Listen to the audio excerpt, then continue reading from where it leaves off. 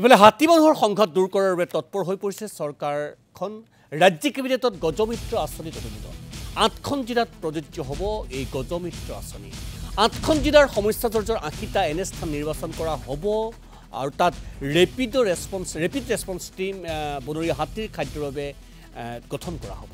বিশেষ ব্যৱস্থা খাদ্যৰ বাবে গ্ৰহণ কৰিব। ৰেপিড একশ্যন ফ'ৰ্চ স্থাপন কৰা হ'ব। মুঠৰ ওপৰত হাতী মানুহৰ সংঘাত ৰোধৰ বাবে বিহিত ব্যৱস্থা গ্ৰহণ কৰিছে ৰাজ্যিক কেবিনেটে। বাজেটত এটা এনাউন্সমেণ্ট আছিল গজমিত্ৰ আঁচনি, মেন এণ্ড এলিফেণ্ট কনফ্লিক্টটো কমাবৰ কাৰণে।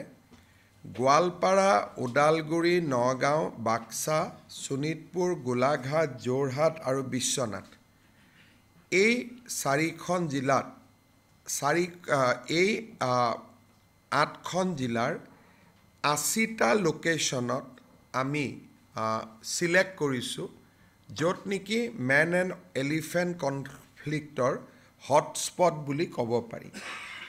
ইয়াতে আমাৰ 8জন লোকেল কমিউনিটিৰ ৰাইজক লৈ আমি একোটা ৰেপিড ৰেছপন্স টীম গঠন কৰিম। তাৰ উপৰি এই এৰিয়াকেইটাত আমি এলিফেণ্ট হেবিটেট অৰ্থাৎ যিবিলাক এলিফেণ্ট হেবিটেট আছিলে তাতে বেম্বো আৰু নেপিয়াৰ কাল্টিভেশ্যনৰ কাৰণে আমি চেষ্টা কৰিম, যাতে হাতীয়ে অল্টাৰনেটিভ ফুড পাব পাৰে।